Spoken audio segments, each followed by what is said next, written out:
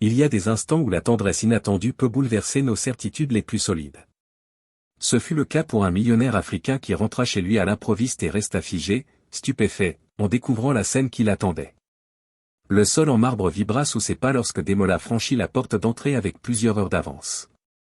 Cet homme d'affaires de 37 ans, vêtu d'un costume blanc immaculé et d'une cravate bleu ciel, voulait faire une surprise à son personnel et savourer un instant paisible avec son fils, l'ayant, encore bébé.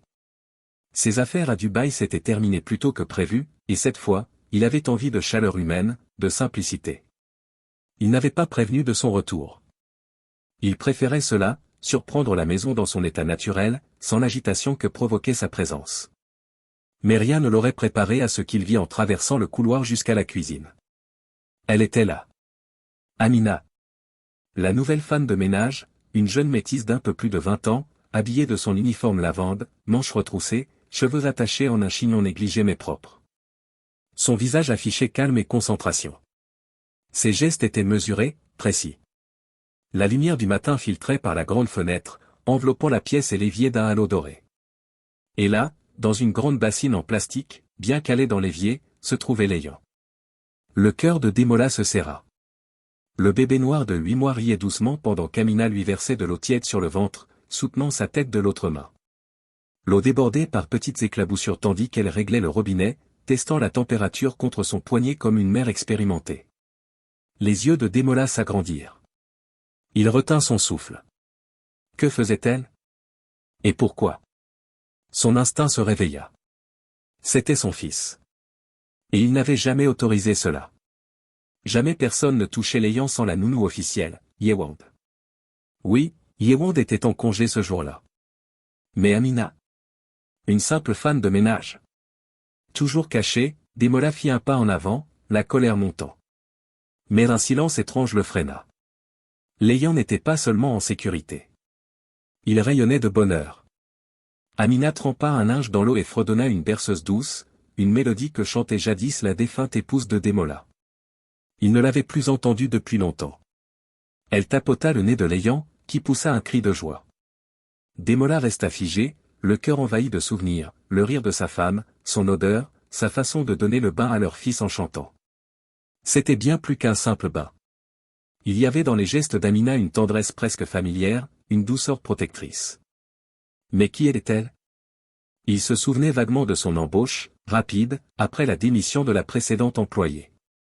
Il ne connaissait même pas son nom complet. Amina sortit doucement Léon de l'eau, l'enroula dans une serviette moelleuse, l'embrassa sur le front et murmura quelques mots. Le bébé, apaisé, cligna des yeux contre son épaule. Les poings de Demola se serrèrent. Il s'avança enfin.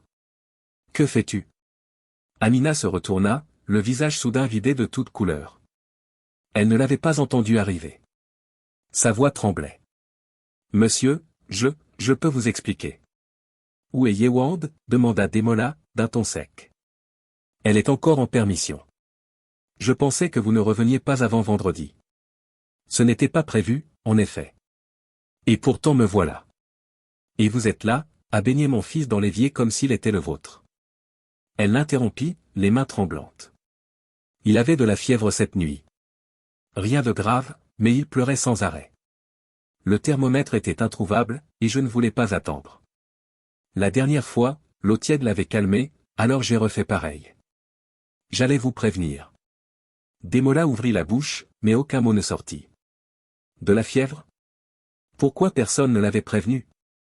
Il baissa les yeux vers Léon, désormais bien emmitouflé, reposant paisiblement contre l'épaule d'Amina.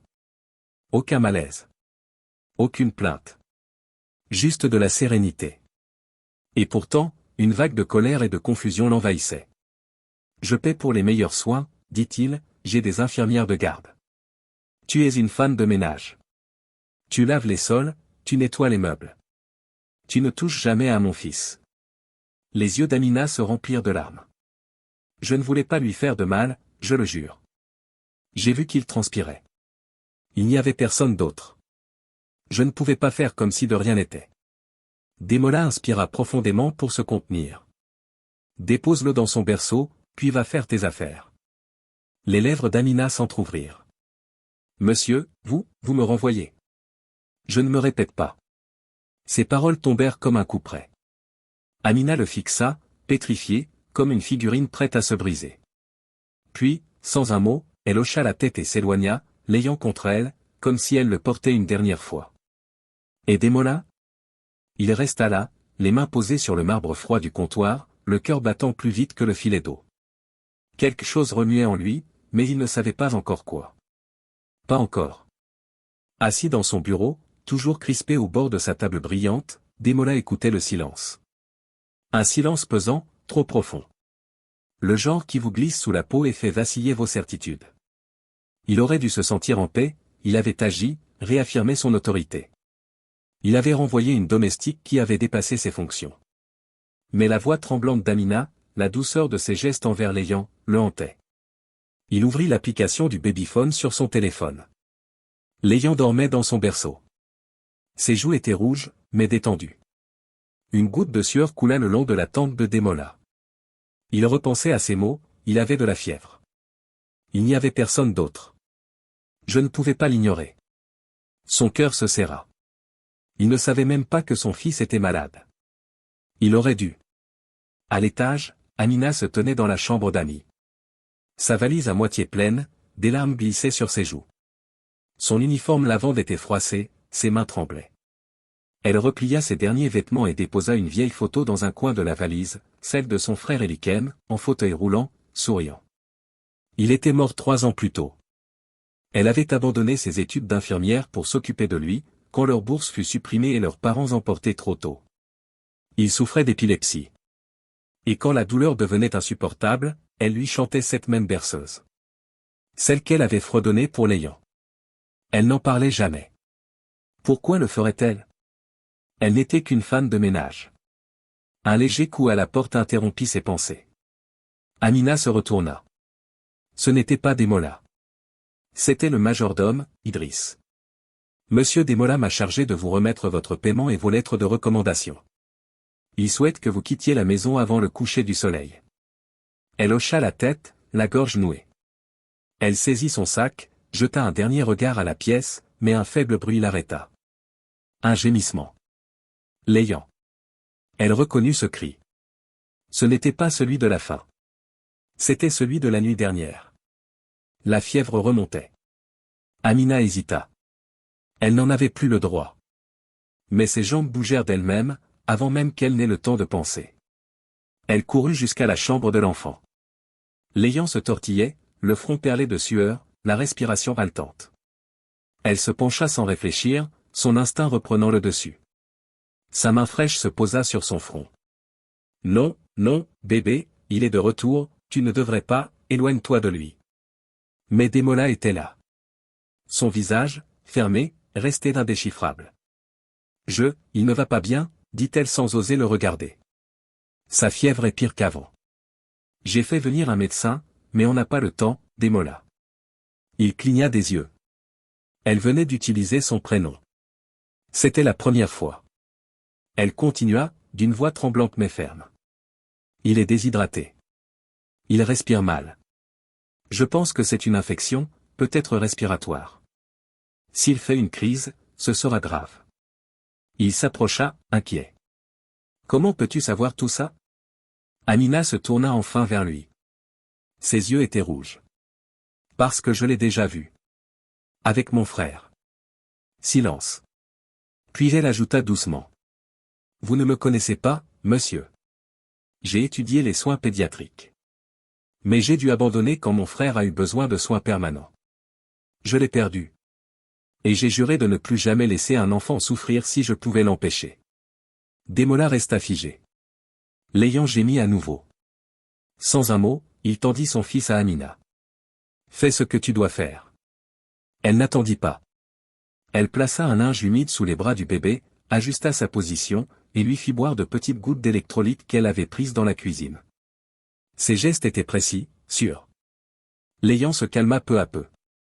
Quand le médecin arriva, la fièvre de l'ayant avait légèrement baissé. Il confirma que l'intervention rapide d'Amina avait tout changé. Un simple retard, et l'enfant aurait pu convulser. Demola, silencieux, la regardait s'asseoir près du berceau, caressant doucement les boucles de l'ayant. Après le départ du médecin, Il revint dans la chambre d'enfant. Amina se leva, prête à s'en aller. Mais il l'arrêta d'une phrase. Ne pars pas. Elle se retourna, surprise. Je suis désolé, murmura-t-il. Sa voix était plus douce. Je t'ai jugé sans chercher à comprendre. Tu as sauvé mon fils. Les larmes montèrent aux yeux d'Amina. Il poursuivit. Rosalin prend sa retraite. Et moi, j'ai besoin de quelqu'un en qui j'ai confiance. Quelqu'un qui ne se contente pas d'exécuter des tâches. Elle fronça les sourcils. Tu veux dire, pas comme domestique? Il hocha la tête. Je te veux comme aide-soignante à temps plein pour l'ayant. Et si tu l'acceptes, je te parrainerai pour terminer tes études d'infirmière. Amina resta bouche bée, les lèvres entr'ouvertes. Démola sourit. J'ai vu comment l'ayant te regarde. Tu fais déjà partie de sa famille. Sa voix se brisa. Je ne sais pas quoi dire. Il répondit simplement. Alors ne dis rien. Dis juste que tu restes. Elle s'accrocha au berceau et hocha la tête, les larmes coulant sans retenue. Dès ce jour, tout changea. Amina n'était plus une employée. Elle devint un pilier dans la vie de l'ayant. Elle acheva ses études de pédiatrie sous les applaudissements de Démola. L'ayant retrouva la santé et le sourire, se tournant toujours vers elle. Démola, lui aussi, changea. En tant que père. En tant qu'homme. Dans la force silencieuse d'Amina, il trouva une seconde chance. Non seulement pour son fils.